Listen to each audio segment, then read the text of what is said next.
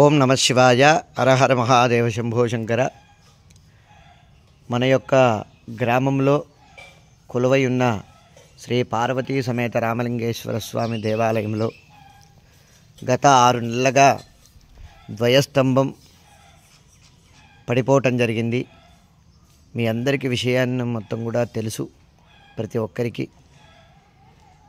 ఇక్కడ ఎందుకంటే ఈ యొక్క దేవస్థానం చాలా వైభవంగా పూజలు అందుకుంటున్న రామలింగేశ్వర స్వామి ఈరోజు కార్తీక మాసం వస్తుంది. కార్తీక మాసంలో ఆకాశ దీపం పెట్టాలి.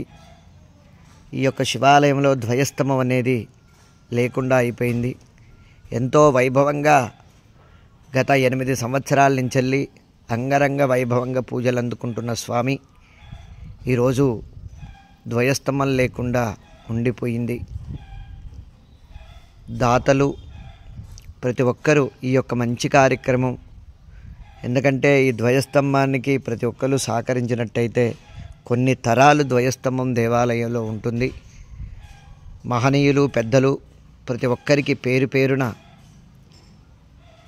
తెలియచేస్తున్నాము. మీ వంతుగా సహాయం అందించండి. ఈ యొక్క కార్తీక మాసంలో ధ్వజస్తంభం ప్రతిష్ట జరపాలి. ఎందుకంటే ఈరోజు దేవాలయం చాలా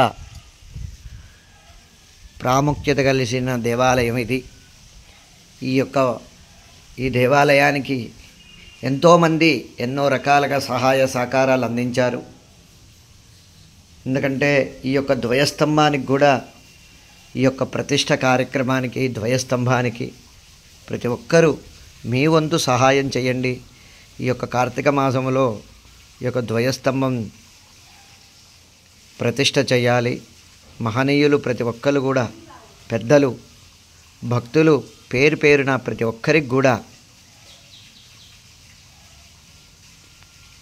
విజ్ఞప్తి చేస్తున్నాము. మీ వంతు సహాయం అందించండి. ఈ యొక్క మహత్తరమైన కార్యక్రమానికి మీరందరూ సహాయం చేసి ఈ కార్యక్రమాన్ని దిగ్విజయం చేస్తారని కోరుకుంటున్నాము. ఓం నమ శివాయ. హరహర మహాదేవ శంభో శంకర.